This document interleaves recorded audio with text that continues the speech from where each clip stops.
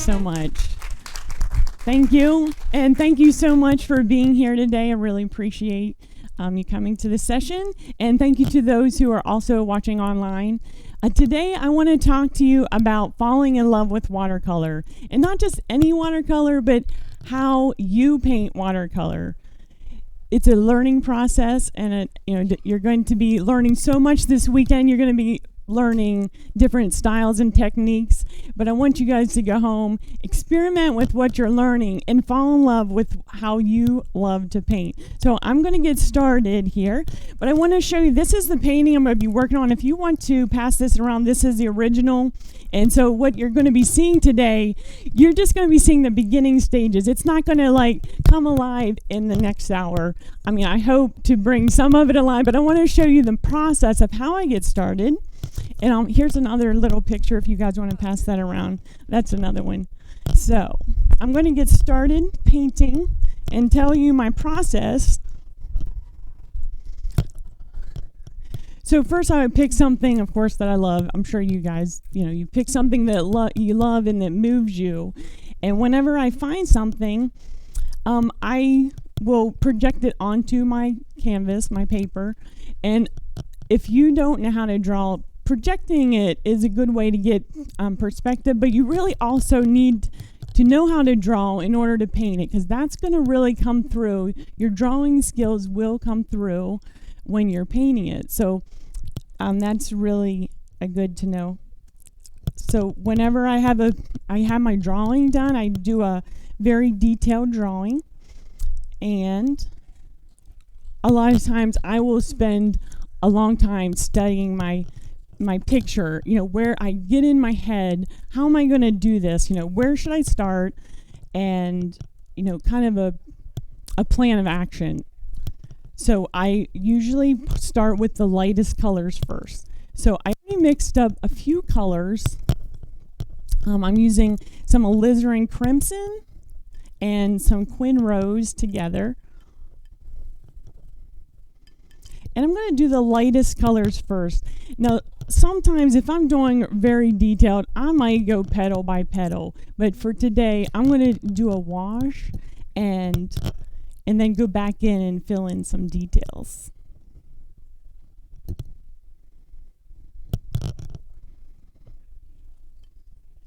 And also, if I don't want to use strong colors, if I want to tone them down a little bit, I'll put in maybe a little bit of the imperial purple and a tiny bit of hooker's green. Those are my favorite colors to mix to tone down a color. It's kind of like making a gray, but it's a natural, makes it look more natural instead of straight from the tube in your face kind of thing. Some people like that, the entertainment quality factor.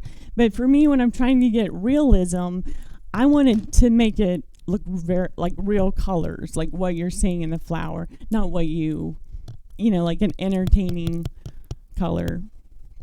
Okay. Let me scoot over here a little bit. All right. Let's see if you can see that one.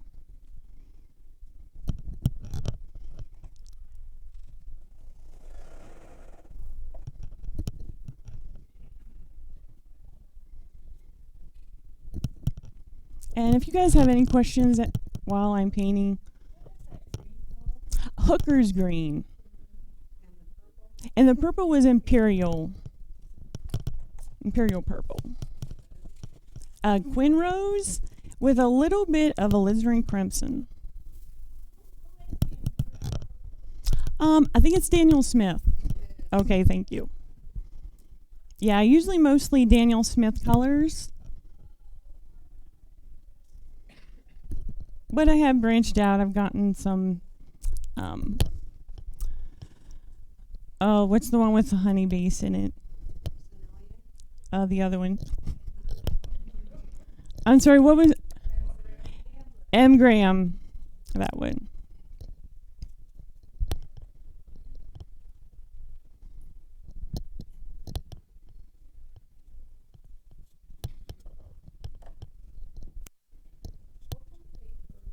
This is Arch's 140-pound cold press. That's my standard go-to. I pretty much use that all the time. I didn't try the Fabriano paper, which was, is an excellent quality paper. When I was painting it, it felt so different. There was something about it. It felt more absorbent, and I don't know, does anybody else use that paper? Mm-hmm. Yeah. I think we get used to the same thing and we know how it feels, and it's more comfortable when you get used to a certain paper. Oh. Mm-hmm. Okay. Now I wanted to get some of these whites back, so I'm going to, wet the areas that are lighter and pull out some of those highlights. And if you're getting very technical, you can use some Misket or it's another added process whenever you're using Misket to. Sometimes I feel too impatient to use. It depends on whatever project it is. I'm just too impatient to use that.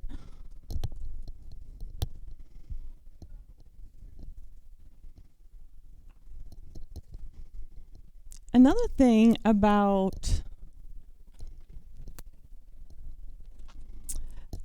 when you're putting in your shadows, which I'm going to start that, I mixed up some Imperial Purple, Hooker's Green, with mainly the colors, the Quin Rose and the Alizarin Crimson, just a little bit. But to tone down that shadow,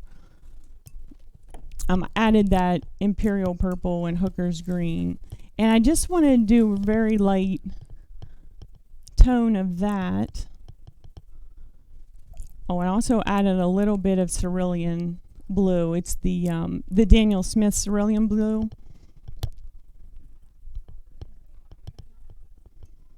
So this is going to, because it's still a little wet, it's going to bleed a bit. And I just soften the edges. And whenever I am softening these edges, I feel like sometimes I have to babysit that area, or it's going to create some blooms that I don't care for. And I know, can you see that better? Okay, great.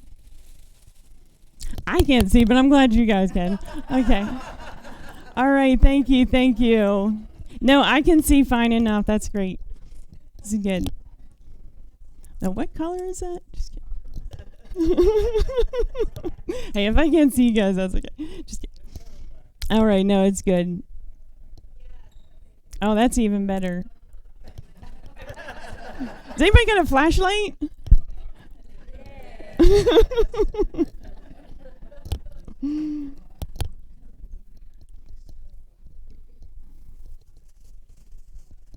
So I know that some people, they love the watercolor action, when you let the watercolor do its thing.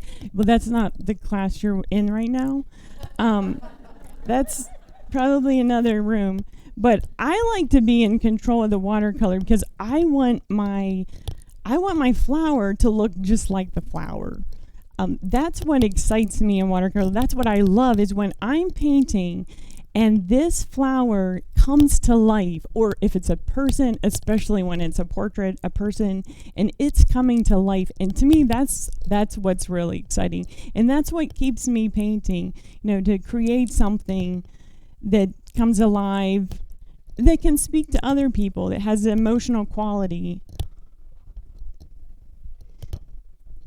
And I also like to mix up larger batches of color that can be used, so I'm not mixing up color throughout. Sometimes I have to, but.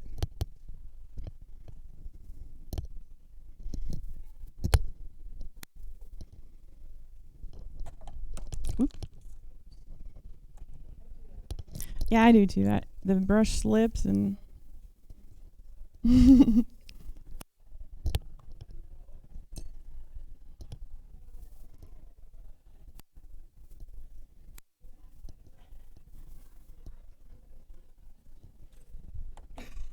So the fun part comes after you get this first layer on. Then as you add each layer, that's when it starts coming to life.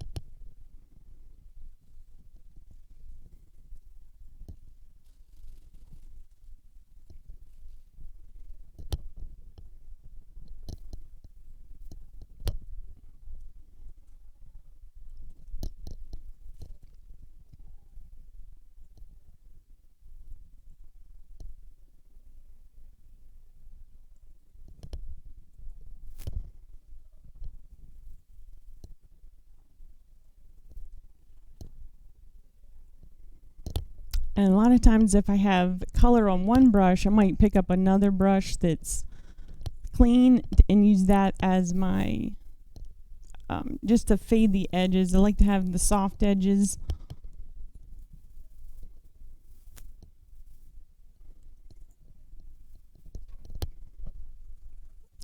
Then I forget which brush had the color on it. No, well, yes, this area is still damp. It's kind of buckled, so that. A lot of times, I might just let that totally dry and then come back in and put the shadows on top.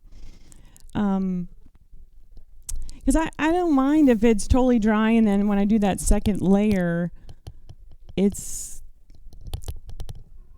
a little bit more easy to manage. Yes. Right.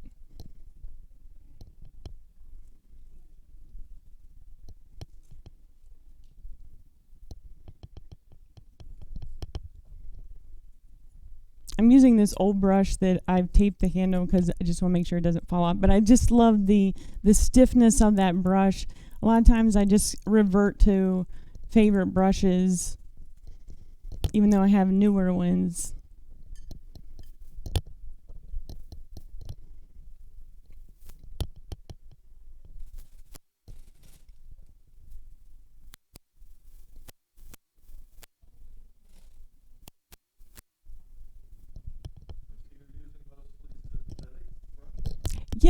Yes, I do mostly use that. I do have a Isabe, which this is probably maybe real squirrel hair. I'm not sure. But yeah, I just mostly use the synthetics.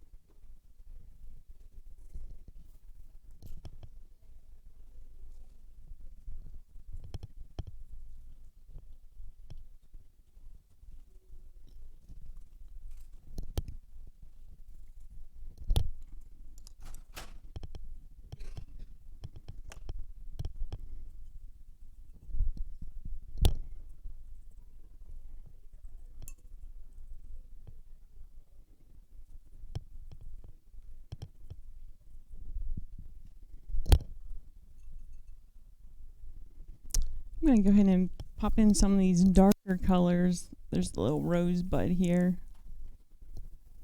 Are you still using the Imperial Purple? Yes. Mm-hmm. Yep.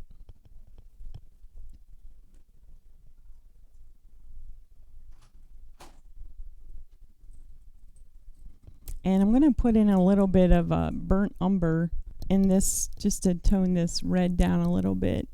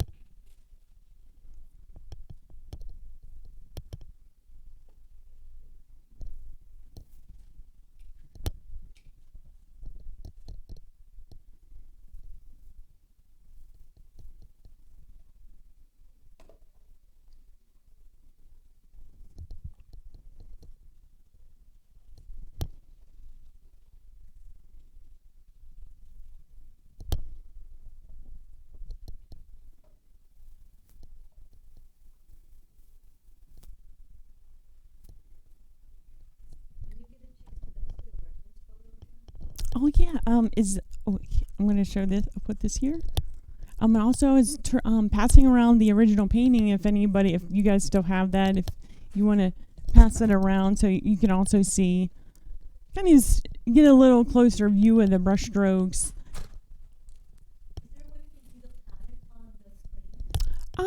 You know what? Yeah, let me see. Right. I thought it was zoomed out as much as possible. But I'm going to try something here. Have a piece of cardboard. How about that? Better? You like that? Okay, good. Okay, great. Whew. Let's see. All right. Now remember, true. Okay.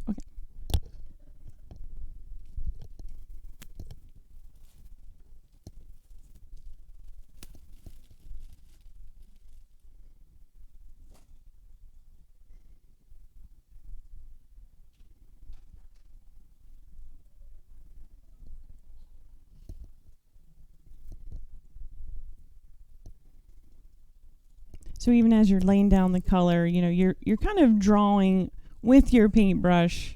That's where your eye-hand coordination, drawing skills come into play, and it's just an essential skill to have.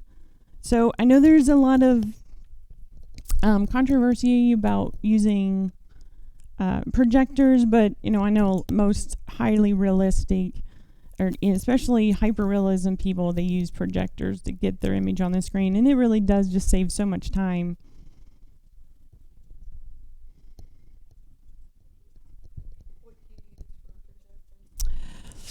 Oh, I cannot remember the name of it.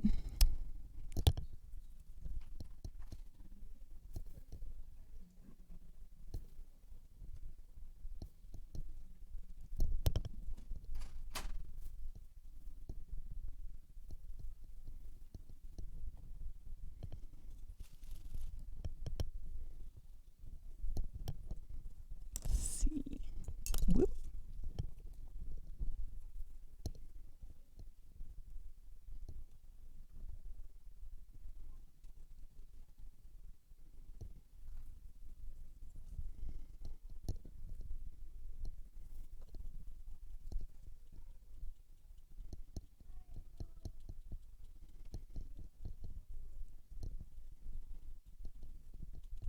So as I'm working, sometimes I'll notice some hard edges. And I'm like, oh, I need to soften those up. So it's like a little song and dance. You're going back and forth. You're checking areas where you've painted.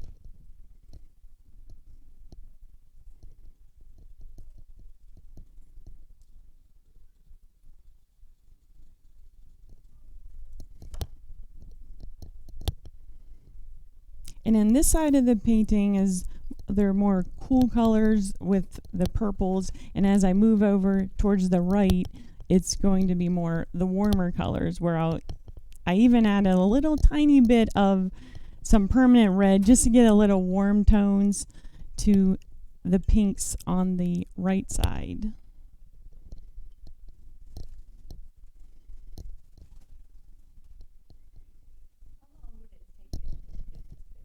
You know, I think the painting that I passed around, I want to say it took me about 15 hours. I tried this painting, the size. Well, I'll show you that in a little bit. But, you know, I tried to paint it as fast as I could. It was like about an hour, just the flowers. So today, you're going to just get a little taste of what it's like.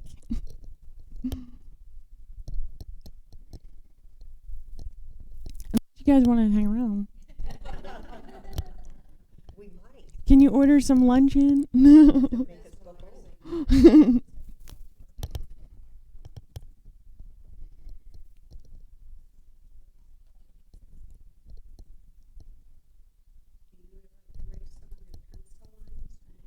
Yeah, when I'm done, I will just go over it with my kneaded eraser, and I will just erase right over the watercolor, and it comes off. Generally, it will come off.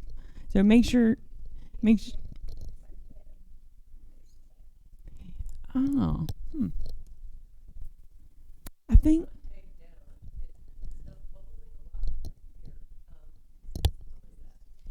Now, what is that again? Oh, it is. It's actually taped down with paper tape. So the way I stretch my paper is I had this this tape that you have to wet the background. And so I'll wet one side of the paper. I usually do it in the bathtub and, you know, make sure it's totally covered, just the one side. And then I'll lay it down and I have the tape. Then I wet the back of the tape and then I stretch it along the edges and let it dry for about usually let it dry overnight, but you know, it's done in a few hours.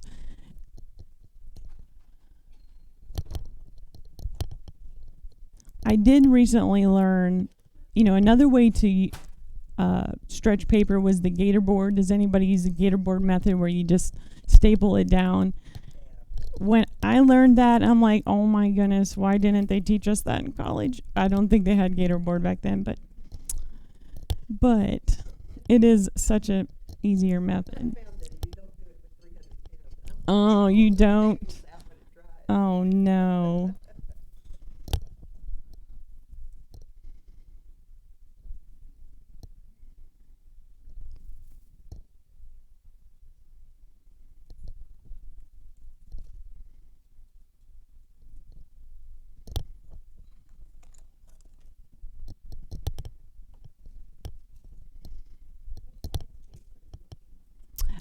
Like the dimensions of it, this is a half sheet. So 15 by 22? Or, yeah.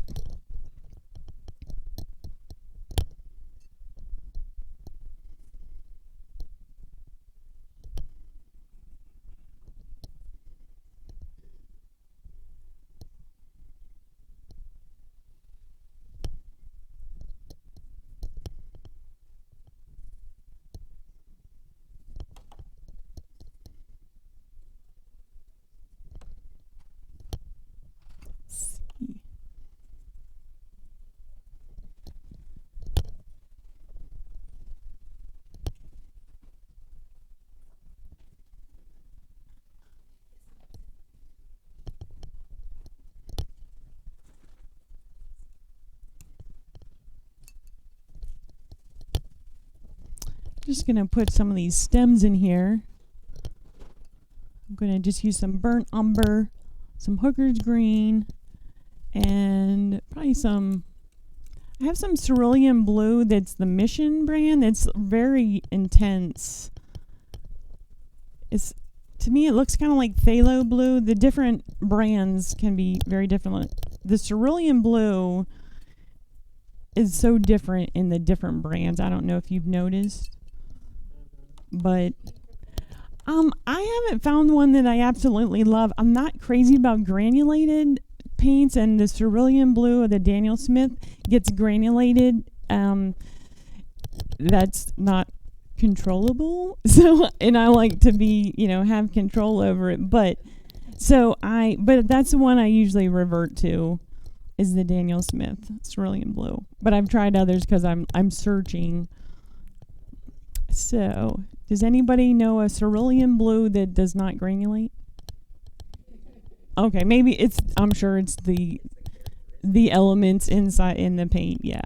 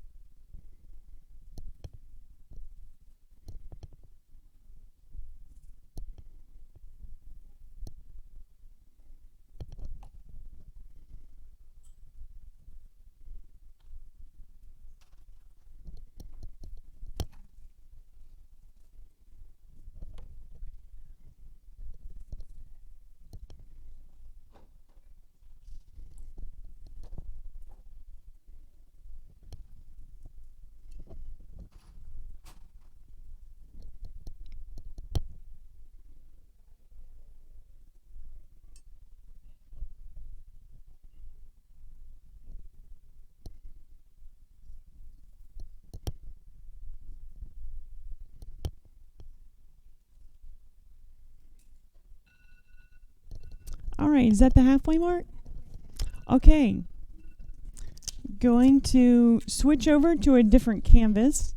So since, as you can see, it takes a long time to, get to where you want to get. So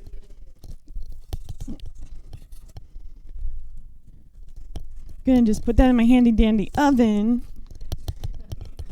And so, we got this to a semblance of, some kind of completion. I also did the background here, which we never would have gotten through. Okay. So that, just went ahead and did that portion as well. So I'm going to move on. I'm going to take a different palette here. I love these porcelain palettes, which I just got at a thrift store many years ago. And I'm going to go ahead and we're going to work on the picture here. And I'm going to use some, let's see here, phthalo turquoise and phthalo green. And that's going to give us a nice turquoise mixture here. Oh, that's right. We're going to move this over here.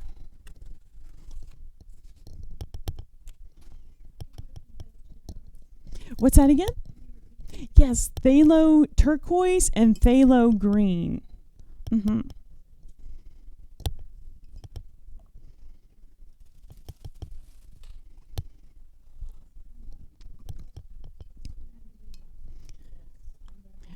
Another little thing I've done in the past is I've taken some old socks. Instead of throwing those away, I've sewn up some of the top parts, and I just use those as little absorbent pads for yeah. So I was just throwing them away or using them as rags. I'm like, I think I could use these. So on this side, there's definitely some cooler tones, and on this side it gets lighter. So I'm going to mix up two different colors so I can do those both at the same time. This one, I'm just going to make it a little bit stronger colors. Same two colors. And in order to get, let's see, I just said that there. In order to get this darker shadow, I'm going to add a little bit of some imperial purple. And it's not really that bright in the photo, so I'm just going to put a dab of this burnt umber. It really does kind of tone that down a bit. And I'm going to just strengthen this again a little bit more.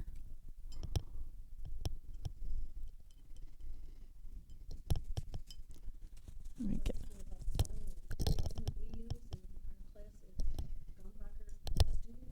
Uh-huh. It doesn't what? Okay. Mm-hmm. Yeah. Okay. Mm-hmm. Yeah, it's good to try all the kinds and see which ones you like best. Okay, I'm going to go ahead and...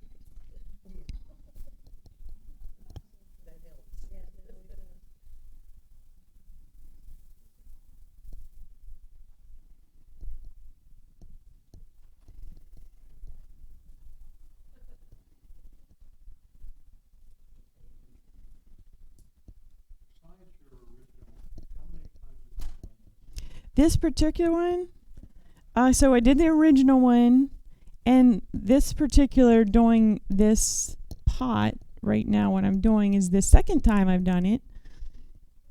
Really, I haven't painted this. And then the flowers, that was the second time. So, this is somewhat new for me. Okay. So I'm just getting some more water on my brush and lightening this up.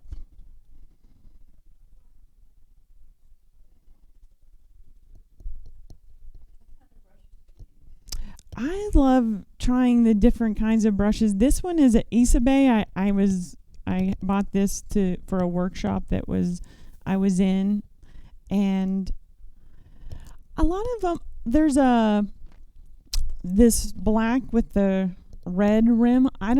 The name has worn off. I'm not sure what kind that is. Yes. Yep, that's it.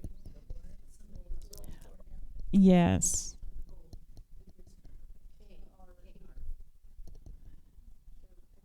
And I like Escoto brushes. I've used those a lot.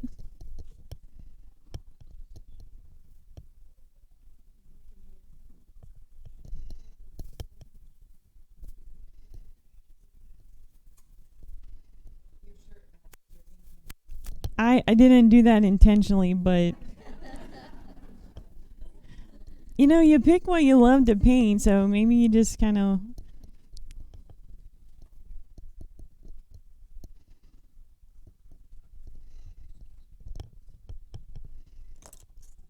And let's see, so I'm just going to pick up some of that. It's kind of mottled. Looks like the paint's removed. And I'm going to get this a little darker down here.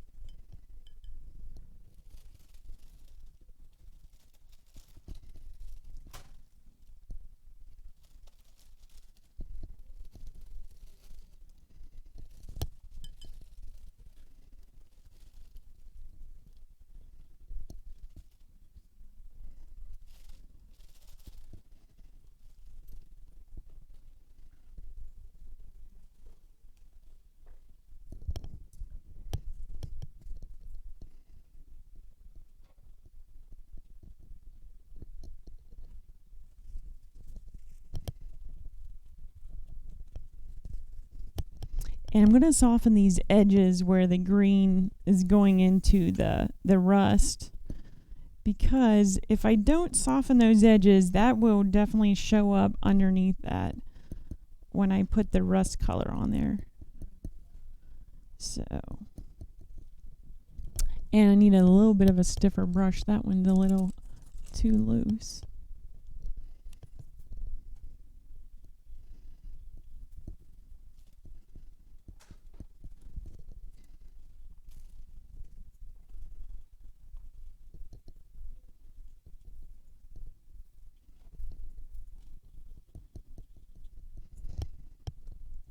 To me, whenever I start putting in the darkest colors, and that's when things start to get very three-dimensional, that's when it gets exciting. That's when I feel like, oh, okay, this is going to turn out. I don't know if you guys are like that, but it sounds like maybe a few of you are. See that line there? It's like, those are little things I'm not really fond of, but you like it? Oh, okay, yeah. That, you know what? It does kind of look like a crack. Okay, all right. Can you guys come with me when I paint all the time? Yes. Oh, yes. Where do you get your inspiration photos? Do you take your own photos? Or do you just use them from everywhere? Whenever I do, this is one of the first times I've ever used a stock photo. I did go online and find this. It was a free stock photo, but all the other times I use my own paint and my own photos. I love traveling, so I take a lot of photos. The one picture of the older lady on the left side, I was at somebody's church and I saw them push this lady in a wheelchair. And I was like, oh my gosh, I want to paint that lady. Do you guys ever see people and you're like, oh, I want to paint them so bad? I saw this lady. Yeah, I saw this lady going down the road yesterday and she had all these bags on her bicycle. I'm like, oh man, I wish I could stop and ask her. But, I was on my way here. So, but yeah, I asked the family if I could take that lady's photo and they were so nice. Let me. The one on the left. Oh, yeah. Yeah. Yes, that is my Aunt Kathleen. She passed away a few years ago. And that's one thing I wanted to mention. I'm so glad you said that. But whenever you're painting and you've chosen things that you love, that's going to show in your work. When you love something so much and you're putting your heart into it, that's going to come out in your paintings. And so that's what I want to pass on to you today, is to paint what you love and really put your emotions and yourself into it. I'm going to mix up some rust color next. I'm going to use this burnt umber. And I'm going to put in I have this indigo blue, which I kind of fallen in love with. It's kind of like a gray, a dark gray with the blue tones in it.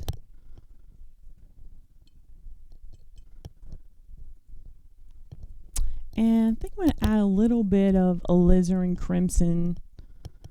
Just get that reddish. I use, some burnt umber, indigo, and alizarin crimson. Okay, let me get.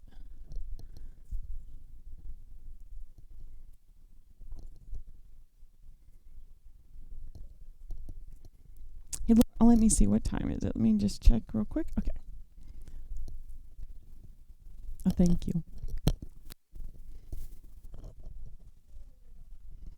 Okay, that's a little bit dark for that area, so I'm going to put some, what is that, the raw sienna with it.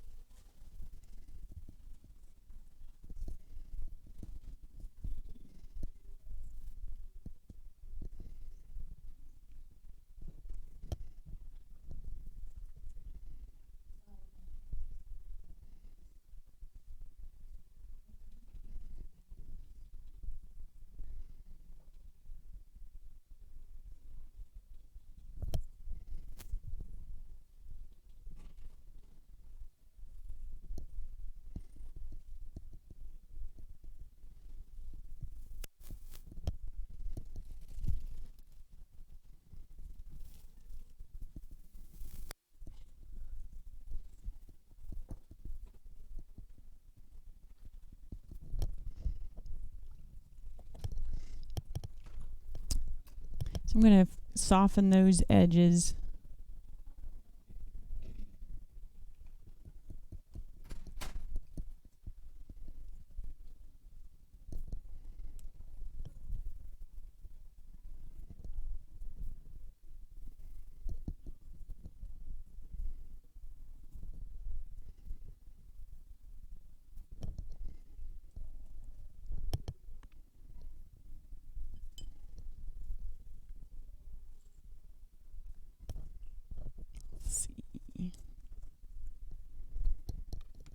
think I better get this handle in here.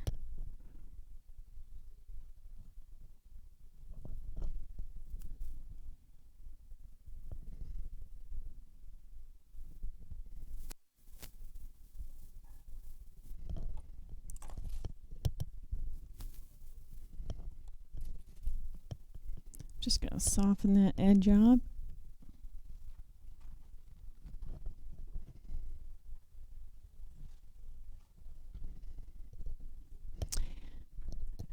Okay, I'm gonna just go ahead and put this dark color in here as well, and if it bleeds a little bit, because that area is kind of fuzzy.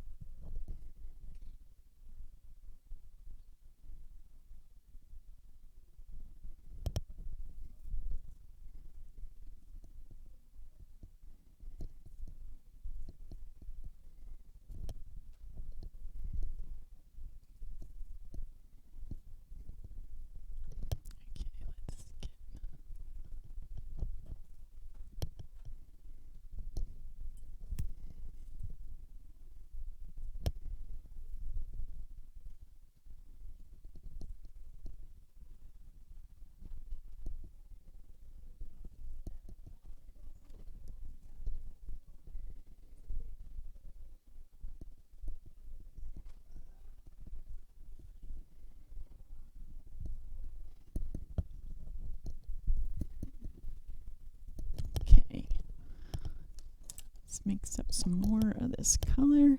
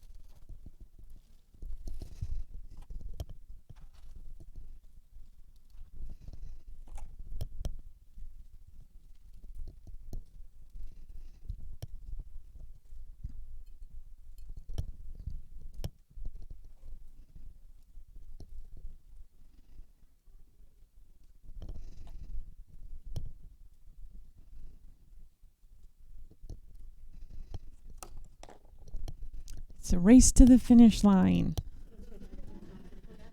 Okay, let's see. Okay. Okay, I'm going to try to hurry get these last few areas in, but I'm really, if you have any questions, ask me now while you have time.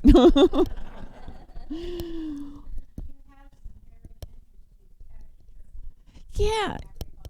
Yeah. Yes, this was a very watery start. You know, you get the whole area wet, and then you just add in some colors, the light colors, and as it dries, a lot of times you'll see it's drying so much lighter than you thought it was. Like even with this, I would probably go back in and darken that up a little bit. So as that dries, then you can go in and do like a little bit darker to get that to go back into space. That gives it dimension. Just to go back in and layer. And that's the fun part about layering things after it dries, is that it brings it to life. And that's what gives so much dimension, is the layering of the colors.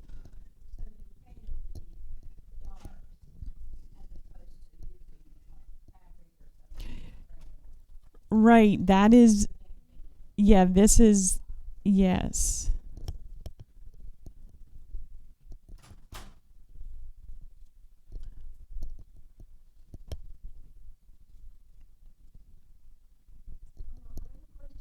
Yeah.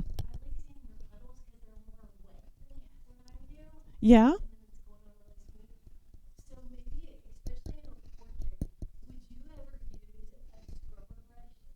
I do. I have a little scrubber brush, and I use that to like get little white areas out. And I've honestly I've bought scrubber brushes, and I'm like, this looks like an oil scrubber brush. I don't even know what it is. So I really need to find some good scrubber brushes, but I do like using those.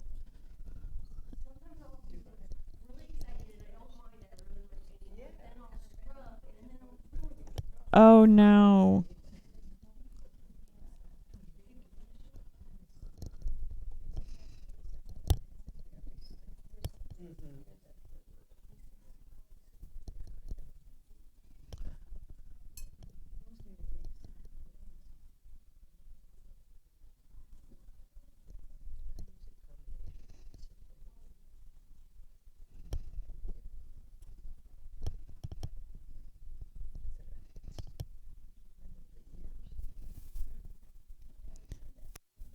So as it dries, you can go back in and add some darks. Really helps add that dimension.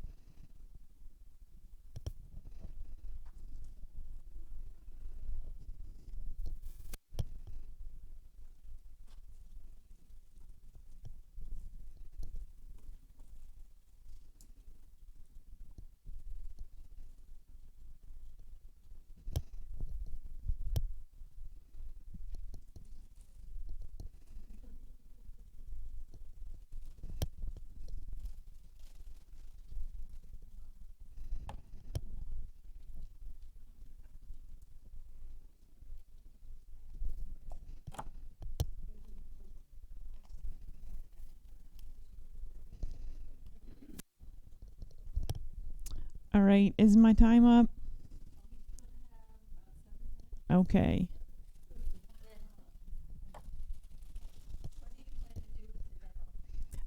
With this painting?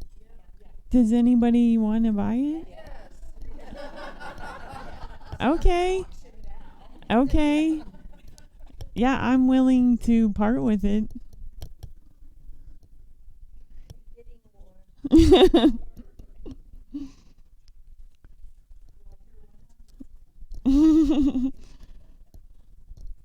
Okay, well, one thing I forgot, I really do want to add this before it goes, is I didn't paint this shadow right here.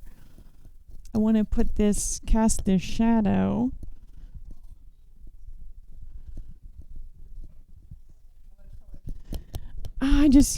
this was some indigo that I just happened to have on there.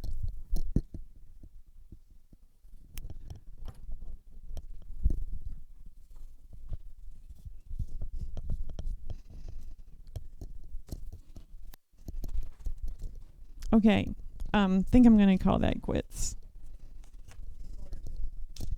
Thank you.